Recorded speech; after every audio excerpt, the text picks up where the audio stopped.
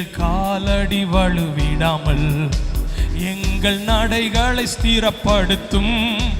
எங்கள் காலடி வழுவிடாமல் எங்கள் நடைகளை ஸ்திரப்படுத்தும்.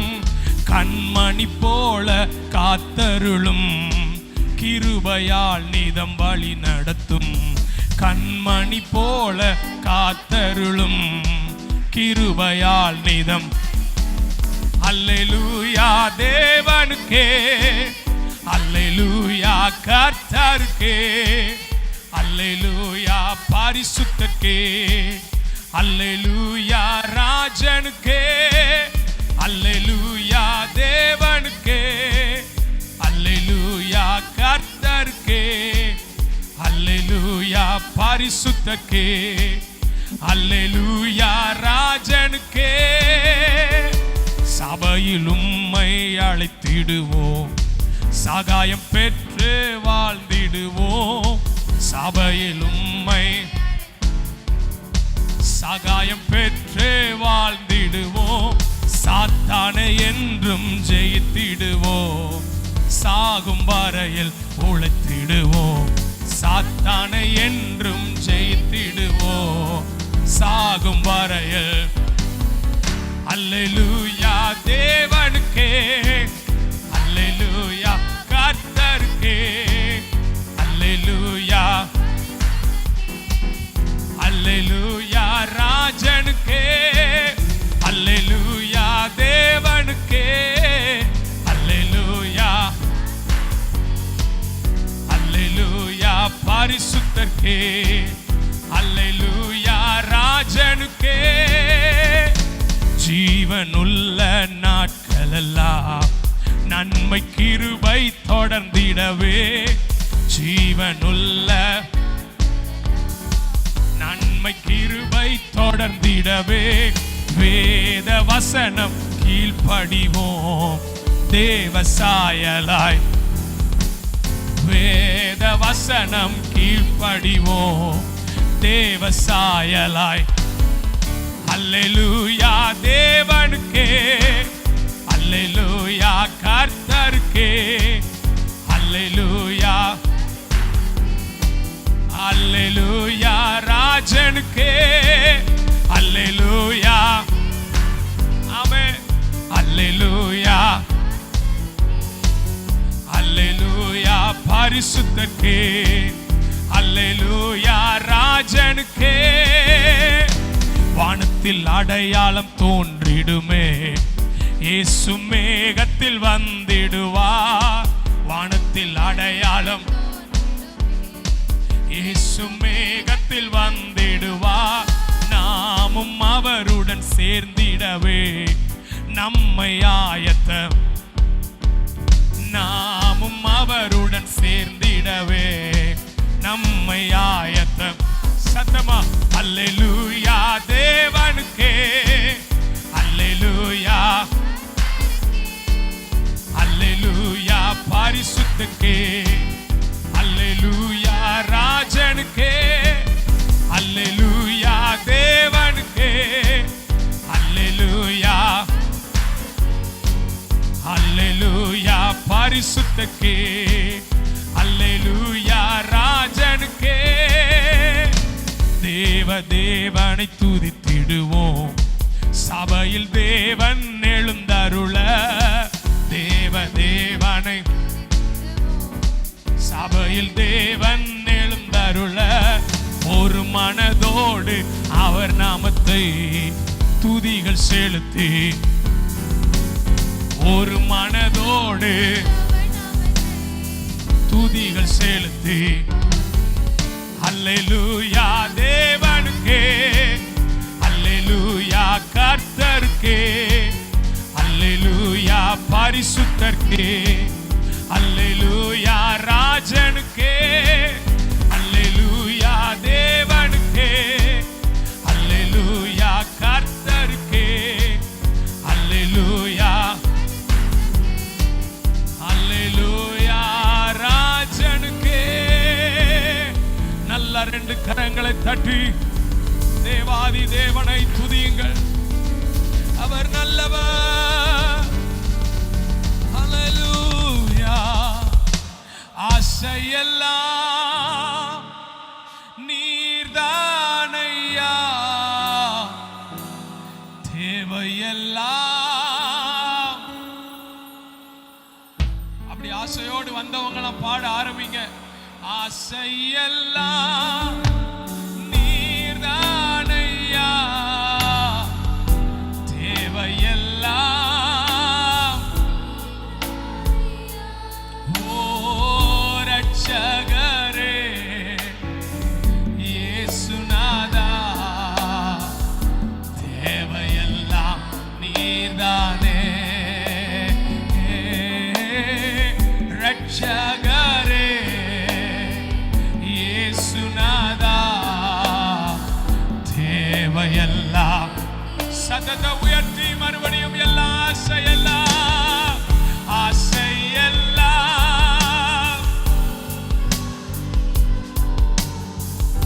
தேவையெல்லாம். ஓ பாடுங்க. ஆசையெல்லாம் என் தேவையெல்லாம், தேவையெல்லாம் நீர்தானையா, ரட்சகரே இயேசுநாதா, தேவையெல்லாம்.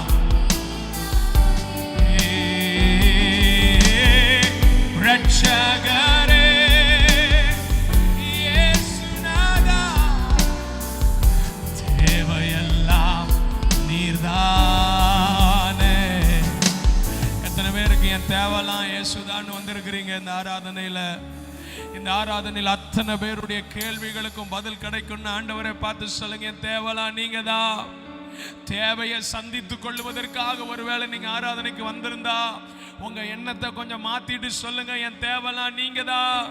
ஒருவேளை யாரோ உங்களுக்கு சொல்லி இருக்கலாம், இந்த ஆராதனைக்கு போனா உங்க தேவையெல்லாம் சந்திக்கப்படும், உங்களுக்கு கிடைக்க வேண்டிய உலக நன்மைலாம் கிடைக்கும்னு சொல்லி ஒரு தவறான எண்ணத்தோடு இந்த ஆராதனை நீங்க வந்திருந்தீங்கன்னு அதை மாத்திட்டு ஆண்டவரை பார்த்து சொல்லுங்க. என் தேவையெல்லாம் நீங்க தான் ஆண்டவரே.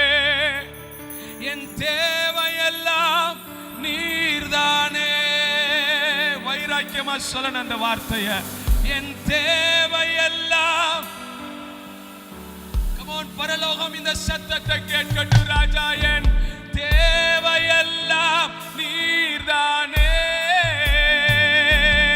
எங்கள் தேவையெல்லாம் நீர்தானே. இப்போ ஆசையெல்லாம் ஆசையெல்லாம். Come on, worship worship. தேவையெல்லாம் நீங்களே நீங்களே பாட ஆரம்பிங்க. எங்கள் ஆசையெல்லாம்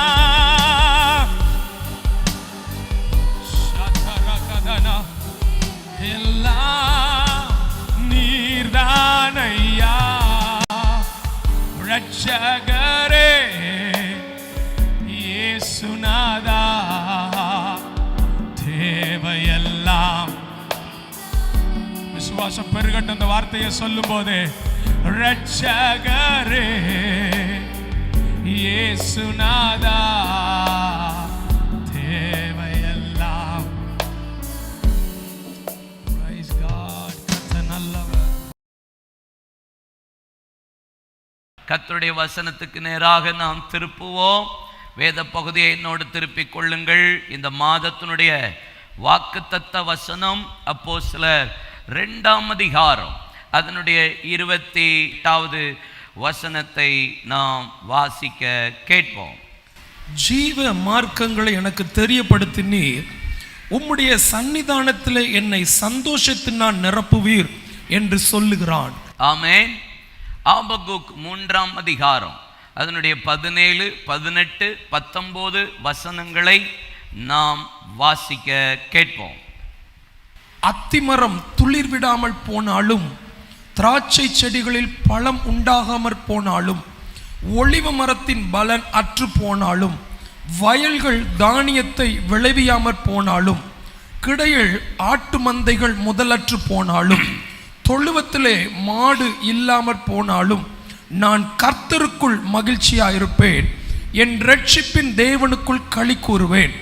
ஆண்டவராகிய கர்த்தர் என் பலன், அவர் என் கால்களை மான் கால்களைப் போல் ஆக்கி உயரமான ஸ்தலங்களில் என்னை நடக்க பண்ணுவார்.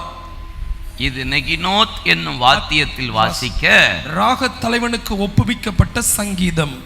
ஆண்டவர் நம்மளை சன்னிதானத்தில் கொண்டு வந்து நம்மளை சந்தோஷத்தினால நிரப்புகிற ஆண்டவர்.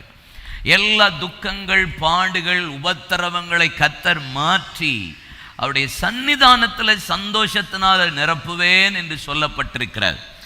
எப்பொழுதெல்லாம் தேவன் சந்தோஷத்தை கொடுத்தார் என்று நாம் தியானித்தோம். எஸ்தரின் புத்தகத்தில் ஒரு பெரிய கலக்கம் உண்டானது 3:15. ஆனா துக்கம் கலக்கம் மாற்றி 8:15 ஆர்ப்பரித்து 9ஆம் அதிகாரத்தில் 4ஆம் வசனத்திலிருந்து தொடர்ந்து வாசித்தார். அங்கே சூசான் கலக்கத்தை ஆர்ப்பரிப்பாய், மகிழ்ச்சியாய், சந்தோஷத்தினால், பூரீம் என்கிற பண்டிகையினாலே கர்த்தர் நிரப்பினார் என்று வாக்குத்தத்தத்தை தேவன் சுதந்தரிக்க பண்ணினார். ஒரு பெரிய சந்தோஷம். எப்பெல்லாம் சந்தோஷத்தை தேவன் தருவார்? செய்யாததை செய்தா சந்தோஷம் கிடைக்கும்னு சொல்லி நெகேமியா 8ஆம் அதிகாரம் 14 17 வசனத்துல வாசித்தோம். செய்யாதிருந்ததை செய்த போது மகிழ்ச்சியும் சந்தோஷமும் உண்டானது என்று போடப்பட்டிருக்கிறது. என் நாமத்து நிமித்தம் நீங்கள் இதுவரைக்கும் ஒன்றையும் கேட்கவில்லை, கேட்டு பாருங்கள், உங்கள் சந்தோஷம் நிறைவாயிருக்கும்படி நீங்கள் பெற்றுக்கொள்வீர்கள் என்று கேட்கும்போது கர்த்தர் நம்மளை சந்தோஷத்தினால நிரப்புகிறவர் என்று தேவ சமூகத்தில் யோவான் 16ஆம் அதிகாரத்தில் 20ஆம் வசனத்திலிருந்து வசனத்தை நாம் வாசித்தோம். உங்கள் துக்கம் சந்தோஷமாய் மாறும் என்பதாக. இன்னைக்கு இந்த காலை ஆராதனையில ஆபகுக் தீர்க்கதரிசிக்கு 3ஆம் அதிகாரம் 17, 18, 19 வசனத்துல அழகாய் ஒரு வேத பகுதி சொல்லப்பட்டிருக்கிறது. அத்திமரம் துளிவிடாமல் போனாலும், திராட்சை செடிகளில் பலன் உண்டாகாமல் போனாலும், ஒலிவ மரத்தின் பலன் அற்று போனாலும், வயல்கள் தானியத்தை விளையாமல் போனாலும், கிடையில் ஆட்டு மந்தைகள் முதலற்று போனாலும், தொழுவத்தில் மாடுகள் இல்லாமல் போனாலும், நான் கர்த்தருக்குள் மகிழ்ச்சியாயிருப்பேன், என் ரட்சிப்பின் தேவனுக்குள் நான் களி கூறுவேன். எதுவுமே நடக்காட்டாலும் பரவாயில்ல, எதுவுமே எனக்கு பாசிட்டிவா இல்லாட்டாலும் பரவாயில்ல, நெகட்டிவாவே எல்லாம் போயிட்டு இருக்கு, நோ ப்ராப்ளம். தீர்க்கதரிசி சொல்றாரு, நான் ரொம்ப ஹாப்பியா இருப்பேன் அப்படிங்கிற, களி கூறுவேன், மகிழுவேன். அவருடைய சன்னிதானத்தில் கொண்டு வந்து என்னை சந்தோஷத்தினால நிரப்புகிறவர். அதைத்தான் 19ஆம் வசனத்தில் சொல்லப்பட்டிருக்கிறது. கர்த்தர் என் பலன், என் கால்களை மான் கால்களை போலாக்கி உயரமான ஸ்தலங்களில் என்னை நடக்க பண்ணுவார். நெகினோத் என்னும் வாத்தியத்தில் வாசிக்க ராக தலைவனுக்கு ஒப்புவிக்கப்பட்ட சங்கீதம். யார் இந்த நெகினோத்? யார் இந்த வாத்தியத்தில் வாசிக்கிற பிரதான ஒரு ஆசாரியன், பிரதான ஒரு பிரைஸ் பண்ற துதிக்கிற ஒரு பெரிய பிரீஸ்ட். அவனுக்கு முன்னாடி கொண்டு போய் தேவ சன்னிதானத்தில் என்னை கொண்டு போய் சந்தோஷப்படுத்துவீர்னு முடியுது. இன்னைக்கும் உங்களுக்கு எதுவும் நடக்காட்டாலும் பரவாயில்ல, உங்களை கர்த்தர் சந்தோஷத்தினால நிரப்பி களி கூற பண்ணுகிற பரிசுத்த ஆவியானவர் உங்களை நிரப்புவார். ஆமீன் சொல்லுங்க.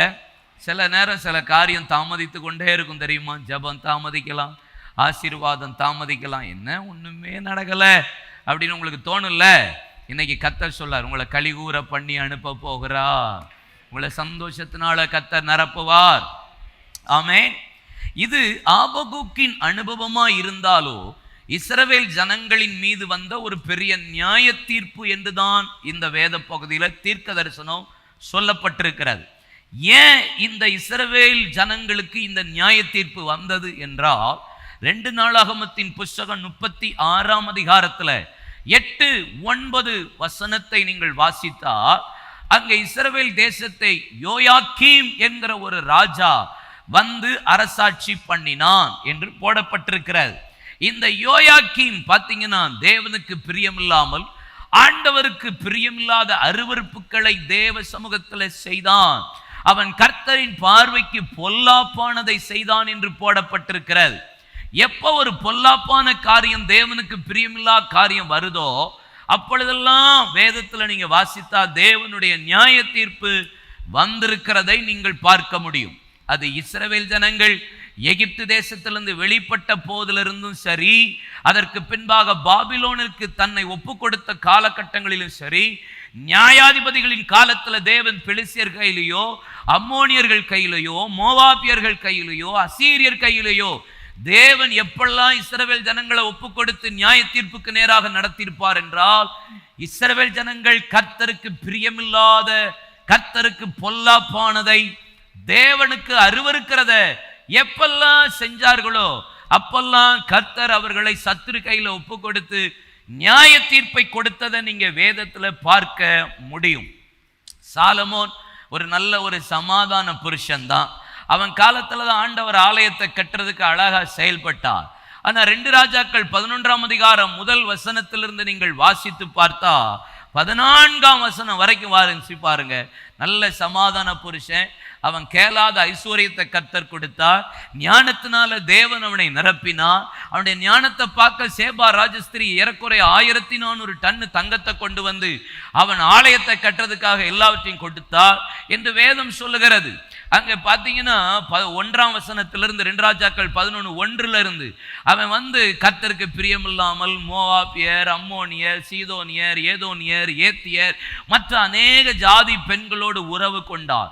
பார்வோன் குமாரத்திய ரொம்ப நேசிச்சான். ஆண்டவர் 2 முறை தரிசனம் காண்பித்து அவனை எச்சரித்த போதிலும் அவன் வந்து கர்த்தர் பக்கம் திரும்பல. திரும்ப திரும்ப விக்கிரகங்களுக்கு தூபம் காட்டி தேவனுக்கு பிரியமில்லாததை செய்தான். 14ஆம் வசனம் பாருங்க.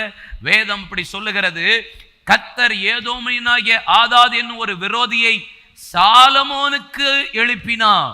யார் எழுப்பினாரா? யாரு யாரு? ஆண்டவர் இப்படி செய்வாரா பிரதர்? நம்ம செஞ்சா அவர் நல்லா செய்வார். பக்கத்துல பார்த்து சொல்லுங்க, நம்ம செஞ்சா அவர் நல்லா செய்வாரு. யாரு எப்படி சொல்லக்கூடாது, நம்ம செஞ்சா அவர் நல்லா செய்வார். அப்படி அப்படி சொல்லணும். நம்ம தேவையில்லாத வேலை செஞ்சா அவர் செய்யும் செய்வார். கர்த்தர் அப்படிதானே போட்டிருக்கு. கர்த்தர் ஏதோமியனாகிய ஆதாத் என்னும் ஒரு விரோதியை சாலமோனுக்கு எழுப்பினார். சாலமோனுக்கு விரோதமா எழுப்பினார். சில நேரம் கர்த்தர் நமக்கு விரோதமா சில சத்துருக்களை எழுப்புகிறது நல்லதே.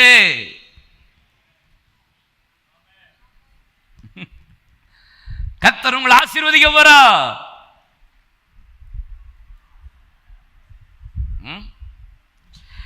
கர்த்தர் உங்களை வாளாக்காமல் தலையாக்க போறா. ஒரு முடிவோட தான் வந்திருக்கீங்களோ? தோத்திரம். சில நேரம் நமக்கு விரோதமா சத்துருவை எழுப்புறது நல்லதா நல்லது இல்லையா? எத்தனை பேர் நல்லதுன்னு நினைக்கிறீங்க? நான் ஒழுங்காகிறதுக்கு சரியான ஆள் யார் தெரியுமா? ஆண்டவர்லாம் கிடையாது. ஆண்டவர் நம்மளை ஒழுங்காக்குறதெல்லாம் கிடையாது. ஆண்டவர் ஒழுங்காக்குனா தான் என்னைக்கோ நம்மளை ஆக்கி இருப்பாரு. நம்மளும் ஒப்பு கொடுத்துருப்போமே. நம்ம ஒப்பு கொடுக்காத பத்தியத்தில் இவர் பார்ப்பாரு. நம்ம சொல்லி கேட்க மாட்டேங்கான். சொல்றவன் சொல்லட்டும்னு சொல்லி சில ஆளை அனுப்பி விட்டுருவாரு. சில ஆளை கர்த்தர் நமக்காக எழுப்பினதற்காக வலதுகரத்தை உயர்த்தி கர்த்தரை ஸ்தோத்திரம்.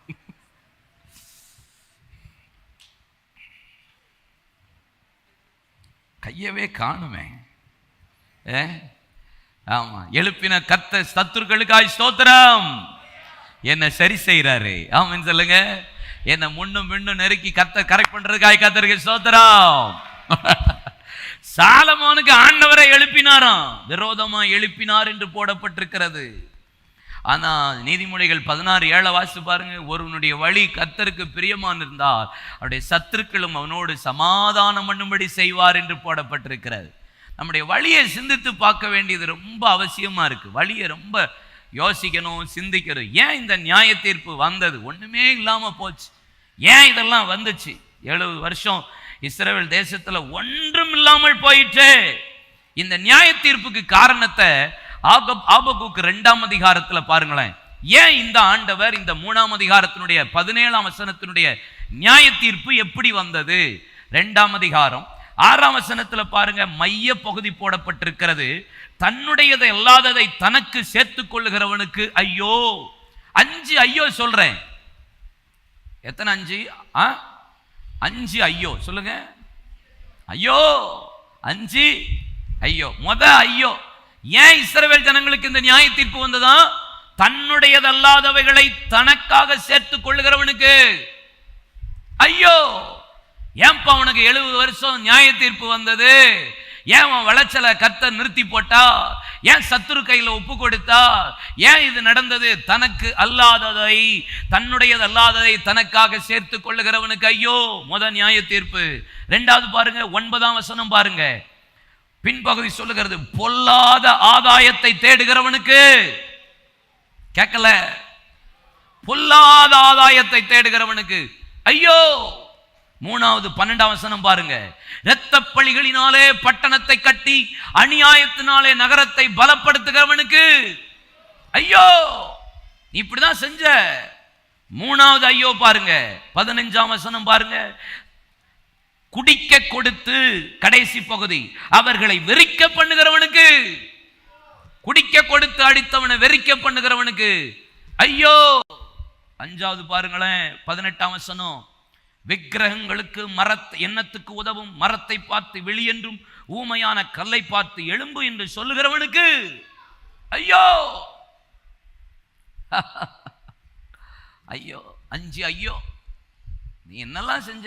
விக்கிரக ஆராதனை பண்ண, உனக்கு இல்லாததை நீ சேர்த்து வச்சுக்கிட்ட, அடுத்தவனை குடிக்க கொடுத்து, நீ அவனை வெறிக்க பண்ணி, நீ அவனை நிர்வாணப்படுத்திட்ட, அதை செஞ்ச, இந்த சேட்டையெல்லாம் நீ பண்ண.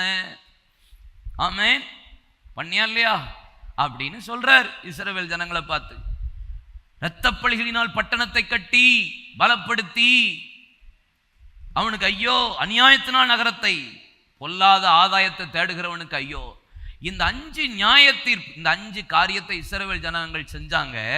அதான் 3ஆம் அதிகாரம் 17ஆம் வசனத்திலிருந்து தேவன் இந்த நியாய தீர்ப்பை கொடுத்தார் என்று போடப்பட்டிருக்கிறது. அல்லேலூயா சொல்லுங்க. உபாகம் 28:47-48 வசனத்தை வாசிக்க கேட்போமா? சகலமும் பரிபூரணமாய் இருக்கையில் நீ மனமகிழ்ச்சியோடும் களிப்போடும் உன் தேவனாகிய கர்த்தரை சேவியாமற் போனது. எல்லாம் பக்காவா இருக்கும்போது சந்தோஷம் மகிழ்ச்சினால களிப்போடு உன் தேவனாகிய கர்த்தரை நீ நல்லா ஆராதிக்காம, சர்ச்சுக்கு வராம, ஆமே ஞாயிற்றுக்கிழமை ஆராதனைக்கு 8:30 9:30 வந்துட்டு சேவியாமல் போனது நிமித்தம் சகலமும் குறைவுபட்டதாம். பட்டினியோடும் தாகத்தோடும் நிர்வாணத்தோடும் கர்த்தர் உனக்கு விரோதமாய் அனுப்பும் சத்துருக்களை சேவிப்பாய். அவர்கள் உன்னை அழித்து தீருமட்டும் இருப்பு நுகத்தடியை உன் கழுத்தின் மேல் போடுவார்கள். நல்லா ஜாலியா இருக்கு, நல்ல பரிபூர்ணமா இருக்கும்போது ஹாப்பியா இருந்து சந்தோஷமா இருந்து கர்த்தரை நீ ஆராதிக்கிறது இல்ல.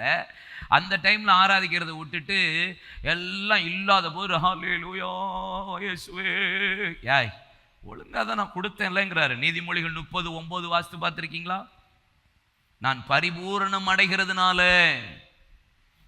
மறுதலித்து கர்த்தர் யார் என்று சொல்லாதபடிக்கும் தரித்திரப்படுகிறதுனால திருடி என் தேவனுடைய நாமத்தை வீணிலே வழங்காதபடிக்கும் என் படியை எனக்கு அளந்து என்ன போஷித்தார். வலது கையை உயர்த்துங்க, எல்லாரும் வலது கையை உயர்த்துங்க.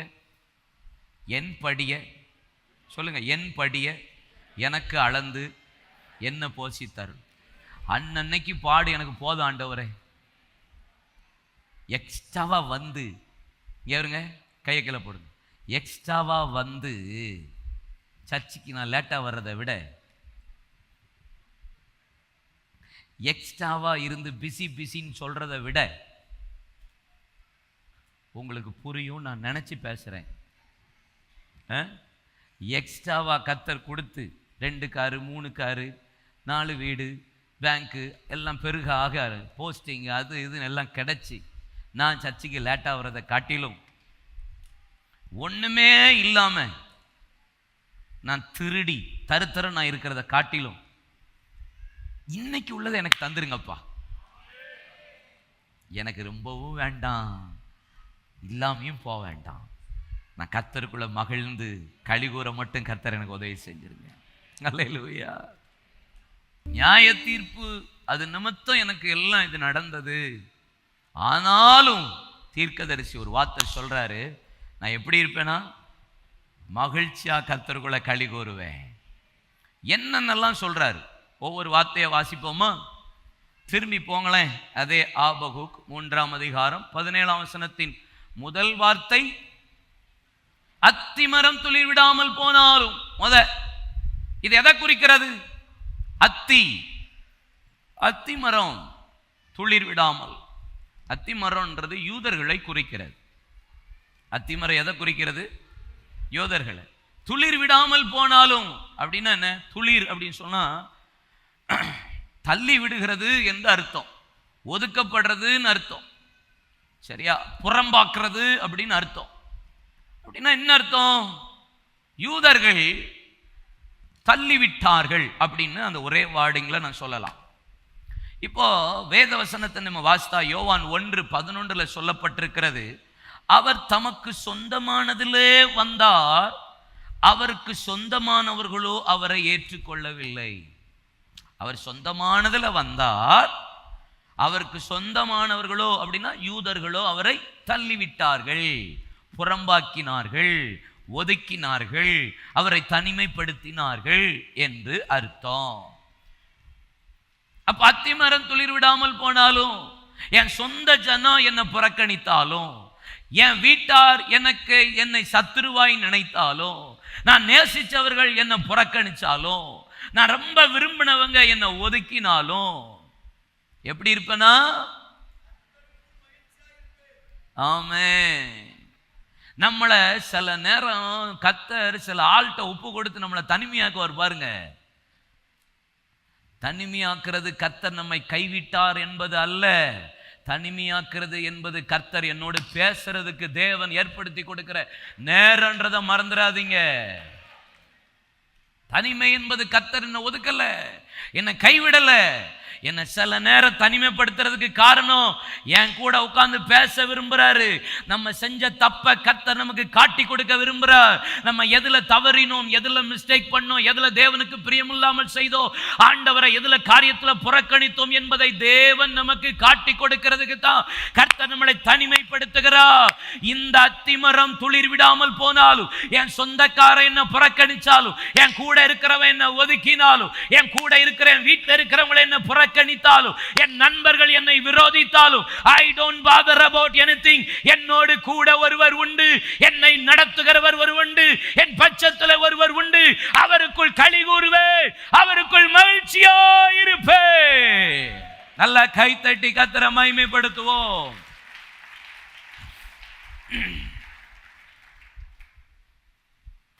நம்ம ஏசப்பா கிட்ட வரதான் சில நேரம் நம்மளை தனிமைப்படுத்துறதுங்கிறது வரும் பாருங்க. ரொம்ப நல்லா இருக்கும், ரொம்ப நல்லா இருக்கும். அல்லேலூயா. ஆமா, அப்படி சில சூழ்நிலை வரும் பாருங்க. தாவீதுக்கு அந்த இதெல்லாம் இருந்துச்சு. அதனால தான் தாவீது சொல்றார், தகப்பனும் தாய் என்னை கைவிட்டால் கர்த்தரோ என்னை சேர்த்து கொள்ளுவார். என் வீட்டில் என் பிரதர்ஸ் என்ன ஒதுக்கிட்டாங்க, கூட இருந்தவங்களும் ஒதுக்கிட்டாங்க, எங்கள் அப்பாவே ஒதுக்கிட்டாருங்கிறாரு. தகப்பனும் தாயும் எங்கள் அப்பாவும் எங்கள் அம்மாவுமே என்னை கைவிட்டாங்க, ஆனால் என்னை கர்த்தர் ஒருத்தர் தான் என்னை சேர்த்து கொண்டார் அப்படிங்கிறாரு. அல்லேலூயா. தேவன் மனிதனை தனிமைப்படுத்துறதுக்கு காரணம் உங்களை பயன்படுத்துறதுக்காக கர்த்தர் தனிமைப்படுத்துறாரு. பக்கத்தில் பாசு, உங்களை தனிமைப்படுத்துறாரா, உங்களை பயன்படுத்த போறாருன்னு அர்த்தம். யோசேப்பை கர்த்தர் தனிமைப்படுத்தினார், கரெக்டா? யோசேப்பை தனிமைப்படுத்தி, யாக்கோவை தனிமைப்படுத்தினார், யோவான் அப்போஸ்தலனை தனிமைப்படுத்தினார். யோசேப்பை தனிமைப்படுத்தினார், அவனுக்கு கர்த்தர் ஒரு பெரிய தரிசனத்தை கொடுத்து மேன்மைப்படுத்தினார். யாக்கோபை கர்த்தர் தனிமைப்படுத்தினார், அவனுக்கு கர்த்தர் தரிசனத்தை கொடுத்து அபிஷேகத்தையும் எழுப்புதலையும் கர்த்தர் அவன் மூலியமாக அதை வெளிப்படுத்தினார். யோவான் அப்போஸ்தலனை கர்த்தர் தனிமைப்படுத்தினார், அவன் மூலியமாக தான் இனி நடக்க போகிற சம்பவிக்க போகிற எல்லா தீர்க்க தரிசனையும் கர்த்தர் கொடுத்தார். உங்களை தனிமைப்படுத்தினா தான் சில வெளிப்பாடே வரும், தனிமைப்படுத்தினால தான் சில தரிசனம் வரும், தனிமைப்படுத்தினால தான் கர்த்தர் மேன்மைப்படுத்துவார், தனிமைப்படுத்தினா தான் நல்லா ஜெபிப்பீங்க, தனிமைப்படுத்தினா தான் கர்த்தரோடு அதிகமாக உறவாடுவீர்கள். ஆமே. யோபு இதை குறித்து எப்படி சொல்றாரு பாருங்களேன். யோபு 19ஆம் அதிகாரம் 13-19 வசனத்தை வாசித்து பாருங்க. இது அன்பிலீவபிளான ஒரு வேர்டு. ஒரு மனுஷனுக்கு 13 பாருங்க. என் சகோதரரை என்னை விட்டு தூரப்படுத்தினார். யாரை தூக்கிட்டாரு? ஒரு ஆளை தூக்குறாரு, சகோதரனை. 2வது, எனக்கு அறிமுகமானவர்கள் எனக்கு நல்ல ஃபெமிலியர் ஆனவங்க என்னை கண்டும் காணாம போறாங்க, எப்படி அப்படின்னு போறாங்க. எத்தனை பேர் அதை அனுபவிச்சிருக்கீங்க? உங்களுக்கு நல்லா தெரியும் அந்த ஆளு அப்படின்னு கண்டு காணாம போவாங்க. அந்நியரை போல இருந்தார்கள். என் பந்து ஜனங்கள் விலகி போனார்கள். என்னை சிநேகிதன் என்னை மறந்து விட்டான். அடுத்தது, என் வீட்டு ஜனங்களும் என் வேலைக்காரிகளும் என்னை அந்நியனாக எண்ணுகிறார்கள். என் வீட்டில் உள்ள ஆளே அந்நியனை போல என்ன பார்க்கறாங்க. அவர்கள் பார்வைக்கு நான் எப்படி போலானேன்? பரதேசியானேன். நான் என் வேலைக்காரனை கூப்பிடும் போது அவன் எனக்கு, நம்மகிட்ட வேலை பார்க்கிறவன் நமக்கு கூப்பிடும் போது போ அப்படின்ற மாதிரி போனா எப்படி இருக்கும்? என் வாயினால் நான் அவனை எப்பா ஏதாவது செய்ப்பா கெஞ்ச வேண்டியதா இருக்கிறது. என் சுவாசம் என் மனைவிக்கு, என் சிறு பிள்ளைகளும் என்னை, சின்ன பிள்ளைகளும் என்ன என்ன செய்யுது? நான் எழுந்தால் அவர்கள் எனக்கு விரோதமாய். என் பிராண சிநேகிதன் எல்லாரும், நான் சிநேகித்தவர்கள் எனக்கு டோட்டலா டேமேஜ். Total damage. பக்கத்தில் பார்த்து சொல்லுங்க, டோட்டல் டேமேஜ். இது யாருக்காவது வரணுமா? இந்த மனுஷன்லாம் பாவம், காலை நெய்யினால கலவுனவன். ஆர்சிபி நெய்யான்னு தெரில, வேற என்ன நெய் இருக்குடா? நெய்யினால காலை கழுவினவனுக்கு நிலைமையை பாருங்க, எல்லாமே டேமேஜ் ஆயிடுச்சு.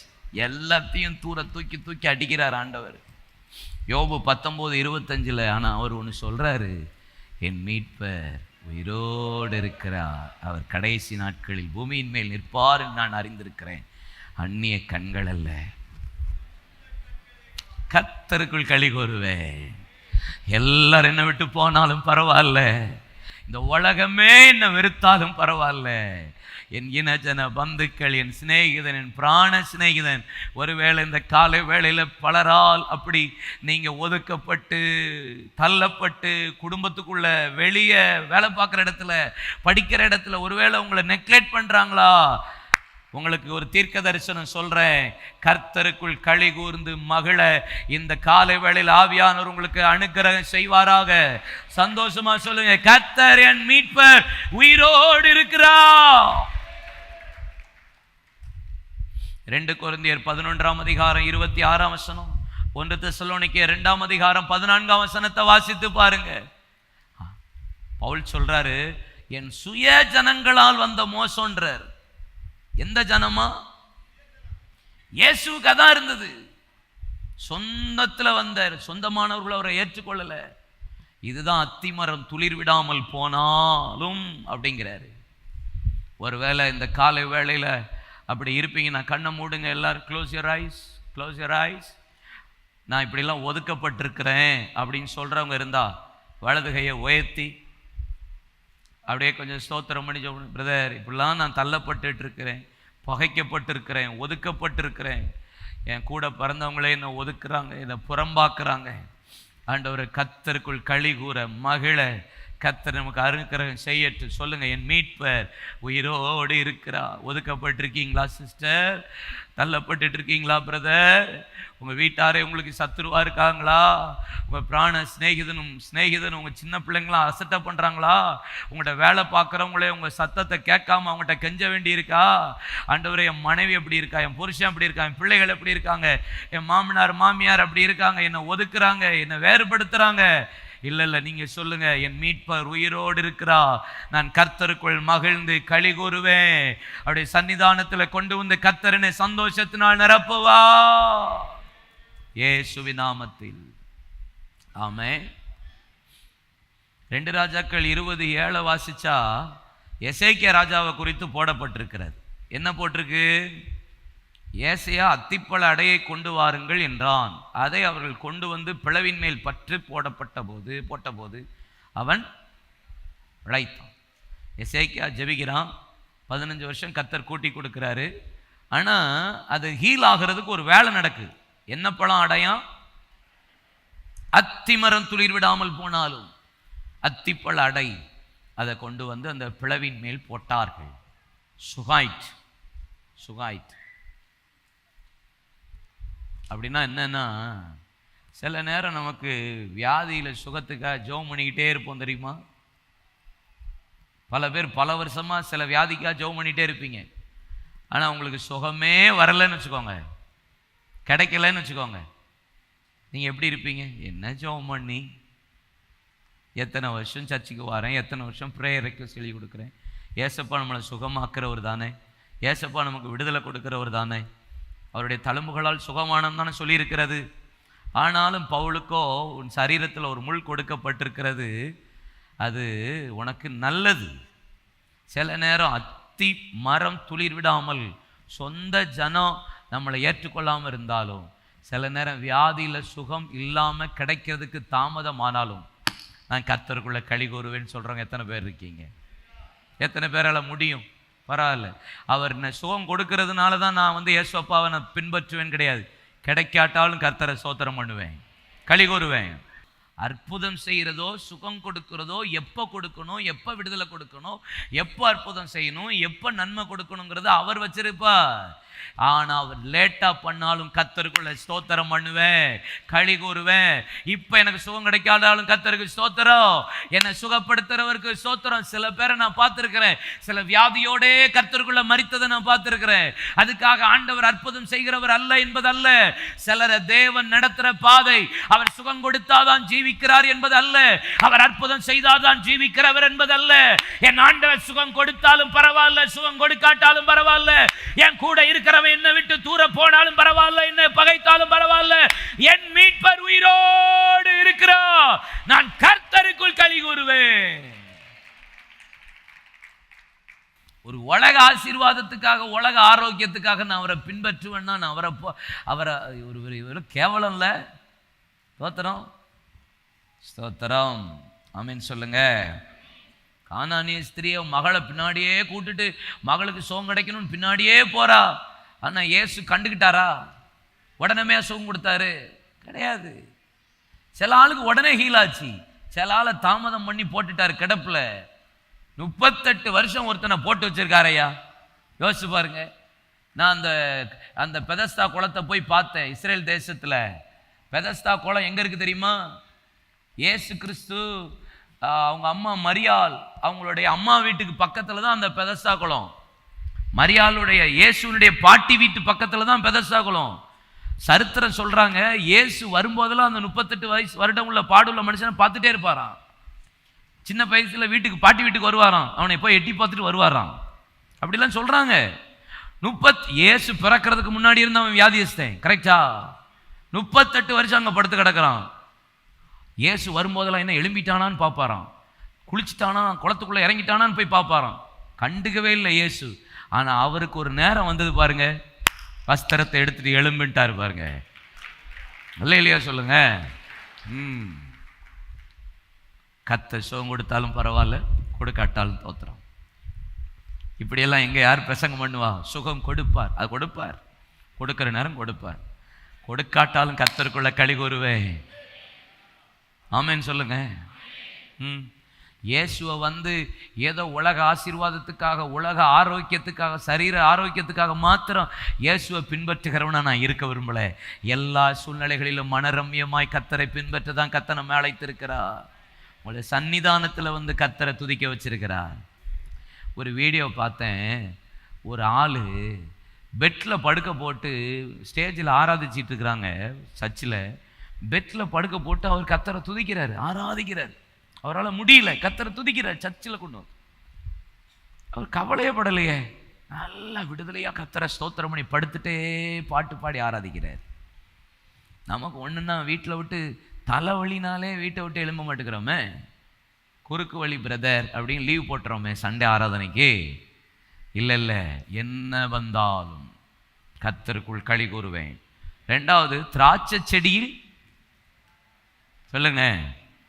இந்த திராட்சை செடினா எது? சங்கீதம் 128 சங்கீதத்தில் ஒன்று சொல்லப்பட்டிருக்கு. திராட்சை யார? உன் மனைவி, வீட்டோரங்களில் கனி தரும் திராட்சை செடி.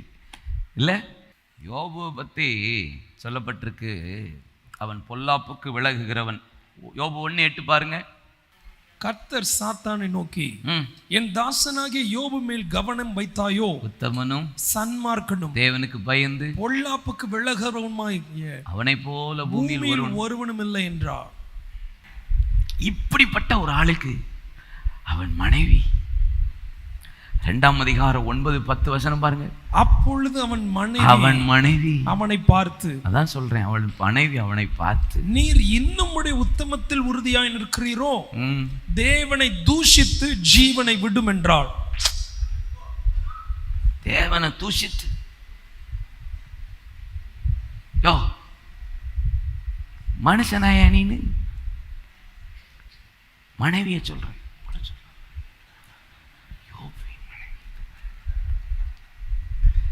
திராட்சை செடி இருக்கு பாருங்க, திராட்சை செடி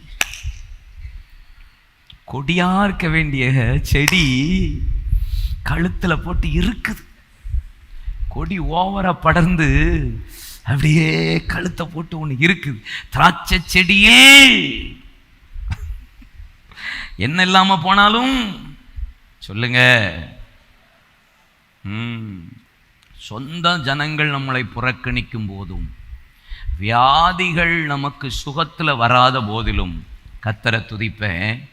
சம்டைம்ஸ் நம்ம சரீரமாக இருக்கிற இந்த மனைவி திராட்சை செடி அதில் வந்து எனக்கு பலன் இல்லாமல் போனாலும் ஆமேன்னு சொல்லுங்களேன், எனக்கு ஒன்றும் பிரச்சனை இல்லை ஆண்டவரே, அப்பையும் நான் கர்த்தரை எப்படி ஸ்தோத்திரம் பண்ணி துதிப்பேன். ஜான் வெஸ்லி என்கிற ஒரு விலையேறப்பெற்ற தேவ மனிதர், ஒரு பெரிய எழுப்புதல் வீரர். அவர் கடைசி வரைக்கும் அவருடைய மனைவி அவரை நிந்திச்சுக்கிட்டே, அவர் மேலே கழனி தண்ணியை ஊற்றிக்கிட்டே, அவரை ஏளனமாக பேசிக்கிட்டே தான் மரித்தாங்க. மரித்த போது ஜான் வெஸ்லி குதிரையில் வர்றாரு. லேட்டாக வந்தபோது கையை பிடிச்சி, ஆண்டவரே இவளை ஏன் எடுத்தீங்க? இவ மூலியமாக எனக்கு நல்ல காரியத்தை கற்றுக் கொடுத்தீங்களே, பொறுமையை கற்றுக் கொடுத்தீங்க, அன்பை கற்றுக் கொடுத்தீங்க, நிதானத்தை கற்றுக் கொடுத்தீங்க.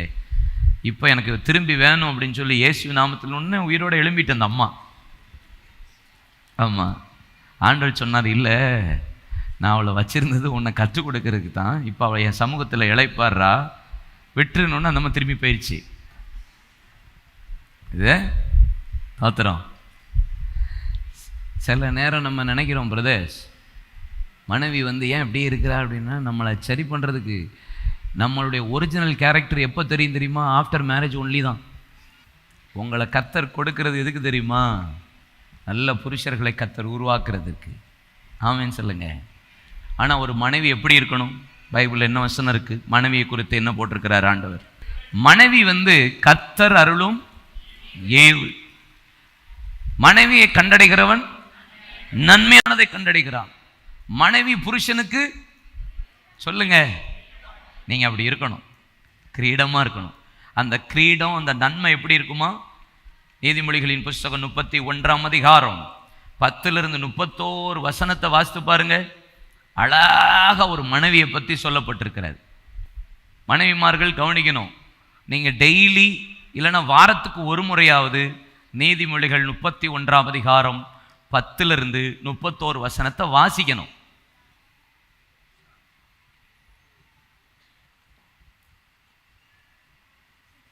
கல்யாணம் முடிச்சவங்களாம் கை உயர்த்தி சொல்லுங்க, வாசிப்போம் சொல்லுங்க. கல்யாணம் முடிய போற பிள்ளைகளும் நான் இப்பொழுதே வாசிக்கிறேன் சொல்லுங்க. என்ன போட்டிருக்கு? 10ஆம் வசனம். குணசாலியான ஸ்திரியை கண்டுபிடிப்பவன் யார்? அவளுடைய விலை முத்துக்களை பார்க்கணும் உயர்ந்தது. அப்புறம் அவள் புருஷனுடைய இருதயம் அவளை நம்பணும். உங்களை உங்க புருஷன் நம்பணும். அவன் சம்பத்து குறையாது. அவன் உயிரோடு இருக்கிற நாள் எல்லாம் அவனுக்கு தீமை அல்ல நன்மையே செய்கிறான். ஆமா, குலவிகள் எடுத்துடக்கூடாது.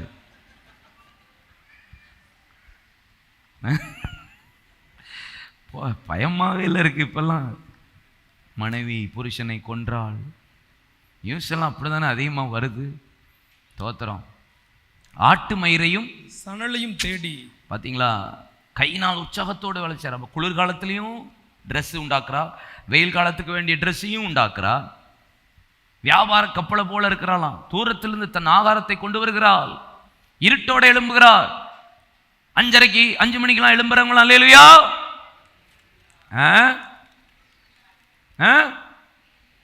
கேட்கல. இருட்டோட எழும்பணும். மனைவி ஆகாரத்தை கொடுத்து தன் வேலைக்காரிகளுக்கு படி அளக்கிறாள். ஒரு வயலை விசாரித்து அதை வாங்குகிறாள். தன் கையினால் சம்பாத்தியத்தினால் திராட்சை தோட்டத்தை நாட்டுகிறாள். தன் பலத்தால் இடை கட்டி கொண்டு தன் கைகளை பலப்படுத்துகிறாள். தன் வியாபாரம் பிரோஜனம் இல்லது என்று அறிந்திருக்கிறாள். இரவில் அவள் விளக்கு எல்லாம் உங்களுக்கு தான். தன் கைகளை ராட்டினத்தில் வைக்கிறாள். அவள் விரல்கள் கதிரை பிடிக்கும். சிறுமியானவளுக்கு தன் கையை திறந்து, ஆமா, கஞ்ச பிசுனாரியா இருக்க மாட்டா.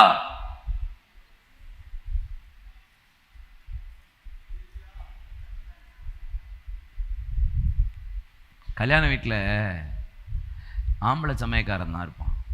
கொஞ்சம் கூட்டம் வந்துருச்சுன்னு வச்சுக்கோங்களேன், கல்யாணத்தை நடத்துகிற அவங்க அப்பா போய் நேராக போய், ஏன் கொஞ்சம் 200 பேர் 300 பேர் கூடிட்டாங்க, அந்த ஆம்பளை சமயக்காரன் சொல்லுவான், போங்க சார் நான் பார்த்துக்கிறேன், கவலைப்படாதீங்க.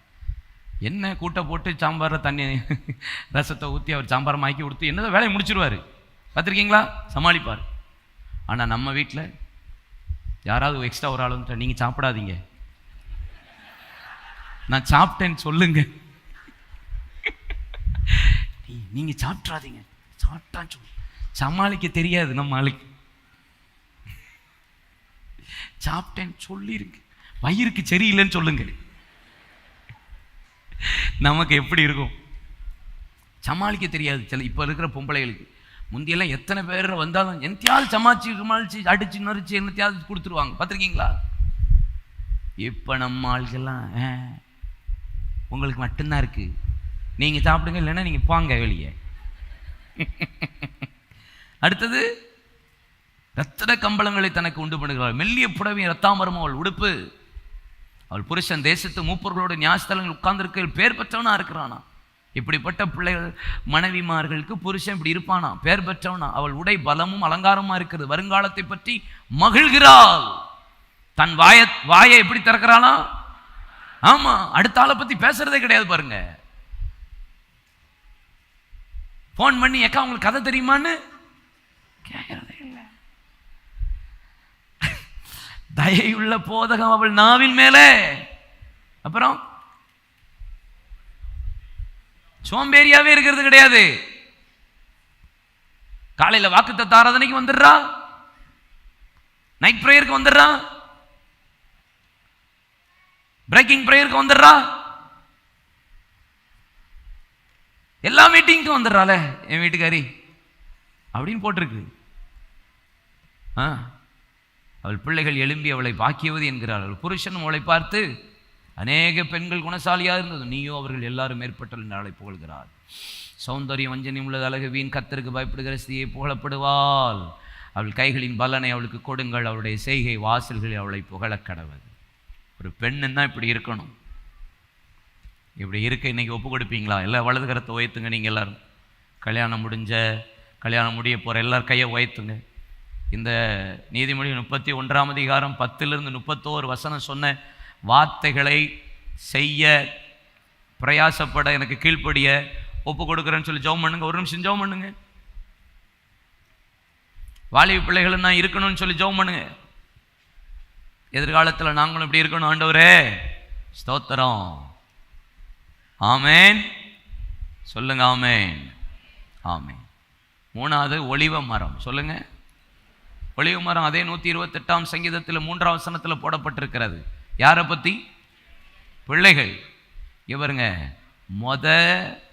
மொத நம்ம சொந்த ஜனங்கள் நம்மளை தள்ளிவிட்டாலும் தனிமையாக்கினாலும் கர்த்தருக்குள் களி கூறுவேன். என் சரீரமாக இருக்கிற மனைவி எனக்கு விரோதமாக போராடினாலும், என் சரீரமாக இருக்கிற புருஷன் எனக்கு விரோதமாய் தனிமைப்படுத்தி எனக்கு விரோதமாக இருந்தாலும் கர்த்தருக்குள்ள களி கூறுவேன். சரியாக பலன் கொடுக்காமல் இருந்தால். 3வது, பிள்ளைகளும் படிக்க வச்சிருக்கிறேன், படிக்க வச்சு புரோஜனம் இல்லை பிரதர். வேலை பார்க்க அனுப்பி விட்டேன், புரோஜனம் இல்லை பிரதர் என் பிள்ளைய வச்சு. அப்படி பெற்றோர்கள் இருக்கீங்களா? உங்களுக்கு நான் சொல்கிறேன், தேவ சமூகத்தில் கர்த்தர் உங்களை கொண்டு வந்து சந்தோஷத்தினால் நிரப்புவார். உங்கள் பிள்ளைகளை கர்த்தர் மாற பண்ணுவார். அப்பையும் களி கூறுங்க.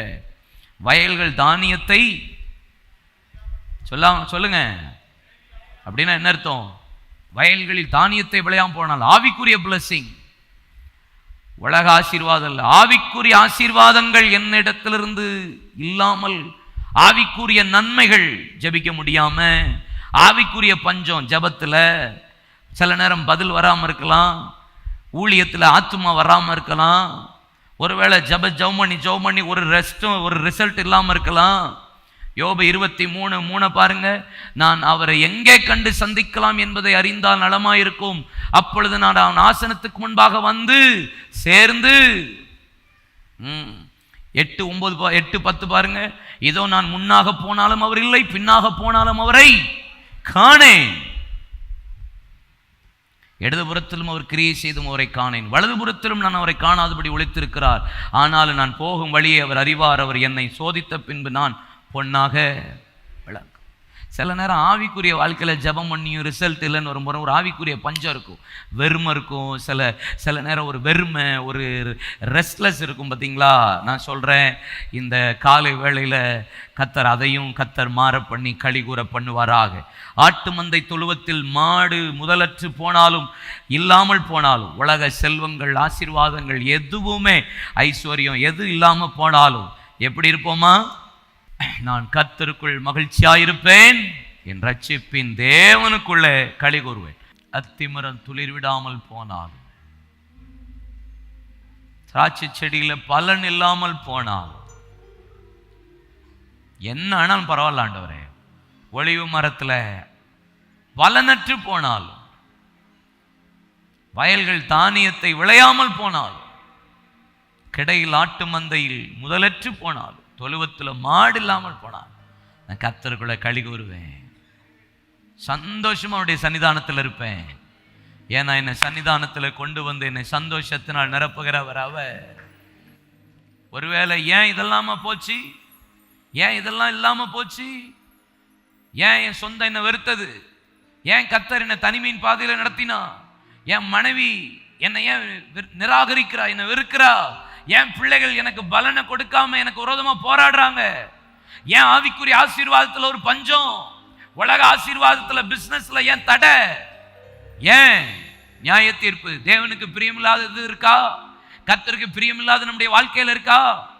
ஐயோ விக்கிரக ஆராதனை, ஐயோ அடுத்தவன் காரியத்தை தேடுற, ஐயோ வெறிக்க பண்ணுகிறவனுக்கு ஐயோ.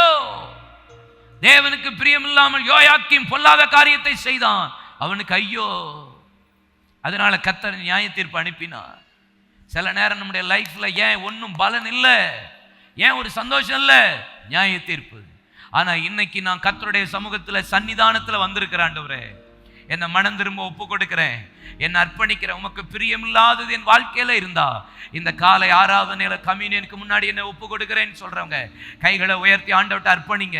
ஏன் முதல் இல்லாமல் போச்சு, ஏன் ஆட்டு மந்தையில பலன் இல்லை, மாடுல ஏன் பலன் இல்லை, திராட்சை செடியில கொடியில ஏன் பலன் இல்லை, அத்திமரம் ஏன் துளிர் விடல, ஒலிவு மரம் ஏன் பலனை தரல, ஏன் பிள்ளைகள் இன்னும் பலனை கொடுக்கல, ஏன் மனைவி புருஷனுக்குள்ள ஒரு ஐக்கியம் இல்லை, தேவனுக்கு பிரியமில்லாத ஐயோ என்கிற காரியம் இருந்தா இன்னைக்கு எங்களை ஒப்பு கொடுக்கிறோம். நீங்க அர்ப்பணிச்சா இந்த சூழ்நிலை வந்தாலும் நீங்கள் கர்த்தருக்குள்ளே களி கூறுவீர்கள், கர்த்தருக்குள்ளே மகிழ்ந்து கொண்டாடுவீர்கள். ஆண்டவர் உங்களை மகிழ பண்ணுவா, கர்த்தர் உங்களை களி கூற பண்ணுவா. சுகம் கிடைச்சாலும் கிடைக்காட்டாலும் கர்த்தருக்கு ஸ்தோத்திரம், ஆசீர்வாதம் வந்தாலும் கர்த்தருக்கு ஸ்தோத்திரம், இல்லாட்டாலும் ஸ்தோத்திரம். நன்மை பெற்ற நான் தீமையை பெறாமல் இருப்பது எப்படி, ஆரோக்கியத்தை பெற்ற நான் எனக்கு சுகம் இல்லாமல் இருந்தாலும் ஸ்தோத்திரம், களி கூற பண்ணுவா. உடைய பிள்ளைகளை பலப்படுத்துங்கப்பா. புருஷன் எப்படி இருக்கணும், மனைவி எப்படி இருக்கணும், பிள்ளைகள் எப்படி இருக்கணும், அதன்படி நடக்க எங்களுக்கு கிருபை தாரும். எங்களை அர்ப்பணிக்கிறோம். எங்களை தனிமைப்படுத்துறதுன்னு எங்களை கூட இல்லாமல்ல, எங்களை நீங்க பயன்படுத்துறதுக்காக, எங்களோடு நீங்க பேசுறதுக்காக,